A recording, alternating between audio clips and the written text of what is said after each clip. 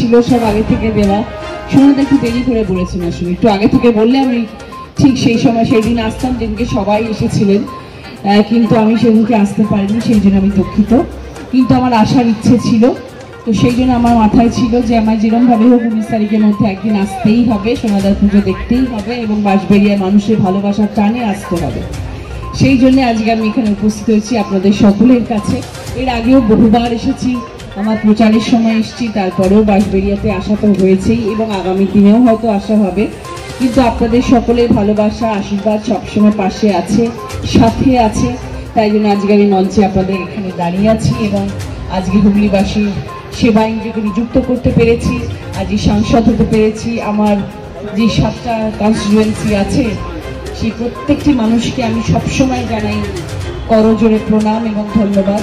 তাদের এই ভালোবাসা আশীর্বাদ আমার উপরে আছে বলে আজকে আমি ভালো কাজ করার ইচ্ছে প্রকাশ করছি এবং ভালো কাজ করার চেষ্টা করছি এবং আপনাদের সকলের জন্য সেটাই আমি বার্তা দেব, যাতে আপনাদের জন্য আমি ভালো কাজ করতে পারি। আপনাদের সুবিধে, যা যা অসুবিধে, যা যা প্রয়োজন সব কিছু আপনারা আমাকে জানাবেন। আমি বারবার বলছি, আজকে আমি অভিনেত্রী হয়ে আপনাদের কাছে আসিনি, আমি অভিনেত্রী তো বটেই, কিন্তু অভিনেত্রীর পরেও আমি একজন সাংসদ এবং আজকে আমি সেই জায়গাতেই এসেছি যেই জায়গায় আমি সাংসদ এবং আপনাদের সকলের পাশে দাঁড়ানোর আমি যেহেতু কথা দিয়েছি এবং মাননীয় মুখ্যমন্ত্রী মমতা বন্দ্যোপাধ্যায় আমাকে সেই ভরসা, সেই আশা দিয়ে আপনাদের কাছে পাঠিয়েছেন যে রচনা গেলে রচনা ভালো কাজ করবে এবং সেই আশা নিয়ে, সেই প্রত্যাশা নিয়ে আমি আগামী 5 বছর এগিয়ে যাওয়ার চেষ্টা করব, যাতে আপনাদের সবাইকে আমি ভালো রাখতে পারি এবং আপনাদের সকলের জন্য আমি ভালো কাজ করতে পারি। প্রতিটি জায়গার জন্য আমি যাতে ভালো কাজ করে যেতে পারি আগামী 5 বছরে, সেই চেষ্টা আমি সবসময় করব। আপনাদেরকে আমার এইটুকুই অনুরোধ থাকবে যে আপনাদের কাছেও আমি সবসময় আসার চেষ্টা করব। আমি সবসময় বলেছি যে মাঝে মধ্যেই আমি আপনাদের কাছে আসব, এখানে আমাদের এমএলএর যে অফিস থাকবে সেই অফিসে আমি এসে বসবো এবং আপনাদের সকলের সঙ্গে দেখা করব, কথা বলবো। আপনাদের যার যা কিছু দরকার, যা যা অসুবিধে, যা যা প্রয়োজন, সেগুলো আপনারা প্লিজ আমাকে বলবেন। আমি চেষ্টা করব যাতে আমি আপনাদের সাহায্য করতে পারি এবং আপনাদের পাশে থাকতে পারি সবসময়। আর আজকের এই কার্তিক পুজোর উদ্বোধনে এসে ভীষণ, উদ্বোধন ঠিক নয়, মানে পুজোতে এসে খুব ভালো লাগলো। আমি প্যান্ডেল দেখে অভিভূত, আমি ভাবতেই পারছি না এত সুন্দর প্যান্ডেল হতে পারে, অপূর্ব, ভীষণ সুন্দর হয়েছে, খুব ভালো হয়েছে, দারুণ দারুণ শোনা, ফ্যান্টাস্টিক। আপনাদেরকে আরও একবার কার্তিক পুজোর অনেক অনেক শুভেচ্ছা, অভিনন্দন জানাচ্ছি। আপনারা সবাই ভালো থাকবেন, আগামী দিনে আবার কখনো না কখনো দেখা হবে।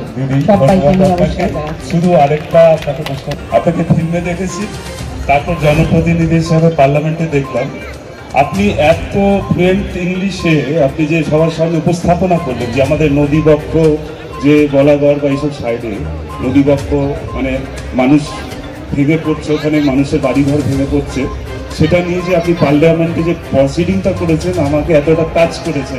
আমি সেই ব্যাপারটা, আপনি কতটা জনগণের মধ্যে একটা রূপালী জগৎ থেকে সে মিশে গেছে, সেই অভিজ্ঞতাটা সামান্য একটু যদি আমাদের বলেন, আর কিভাবে আরো এগোবে। যখন মানুষ যেই কাজটা করে সেই কাজটায় মানুষ সবসময় তার শতভাগ দেওয়ার চেষ্টা করে। আমি যখন অভিনেত্রী হয়ে কাজ করেছি আমি আমার শতভাগ দিয়ে চেষ্টা করেছি যাতে মানুষকে আনন্দ দিতে পারি, অভিনেত্রী হিসেবে নাম করতে পারি, নাম্বার 1 জায়গায় পৌঁছতে পারি। যখন দিদি নাম্বার 1 শুরু করলাম 2011 সালে, তখন আমাকে যে ভরসা করে জি বাংলা নিয়ে এসেছিল, আজকে আমি সেই ভরসা রাখতে পেরেছি এবং দিদি নাম্বার 1 আজকে 13 বছর হয়ে গেছে এবং 5,500 এপিসোড ধরে আমরা কাজ করছি। তো এটা দিদি নাম্বার 1 শেষ, দিদি নাম্বার 1 একটা মাইলস্টোন, দিদি নাম্বার 1 দ্বিতীয়বার হবে না, ওটা একটা হিস্ট্রি তৈরি হয়ে গেছে। এখন আজকে আমি যখন আপনাদের কাছে রাজনীতির মঞ্চে এসে দাঁড়িয়েছি, আজকে যখন রাজনীতি করতে এসেছি, যখন আমরা পার্লামেন্টে দাঁড়িয়ে ওথ নিই, যখন আমাদের বলা হয় যে গীতা ছুঁয়ে আপনারা ওথ নিন যে আপনারা আগামী দিন যে কাজগুলো করবেন মানুষের জন্য করবেন, মানুষের পাশে থাকবেন, সেই ওথটা নেওয়ার সময় আপনাদের অনেক কিছু ভেবে ওথ নিতে হয় এবং শুধু নেওয়ার জন্যই নেওয়া নয়, এইটা ভেবে নেওয়া যে হ্যাঁ আমি মানুষের জন্য এসেছি, মানুষ আমাকে ভরসা করে ভোট দিয়ে আমাকে জিতিয়েছেন যাতে আমি মানুষের জন্য ভালো কাজ করতে পারি। তাহলে আগামী দিনে যার যার যেটা অসুবিধে, আমার যেই যেই জেলায় যা যা অসুবিধে হচ্ছে সেগুলো আমার চেষ্টা করতে হবে। আমি কতটা করে উঠতে পারবো আমি জানি না, কারণ সবটা আমার হাতের মধ্যে নয়, আমি চাইলে তার করে দিতে পারবো না। আমাকে চেষ্টা করতে হবে, আমাকে লড়াই করতে হবে, তার জন্য আমাকে সেই কাজটা করিয়ে নেওয়ার জন্য তার পেছনে ছুটতে হবে, মানুষের সাথে কথা বলতে হবে এবং আওয়াজ তুলতে হবে। সেই আওয়াজ তোলাটাই হচ্ছে অনেকটা বড় কাজ, যেটা আমি চেষ্টা করছি করার জন্যে, এবং যেটা উনি বললেন সেরকমভাবেই ধীরে ধীরে চেষ্টা করছি, আশা করি সবার জন্য সেটা করতে পারবো। ধন্যবাদ দিদির জন্য একটা জোরে হাততালিও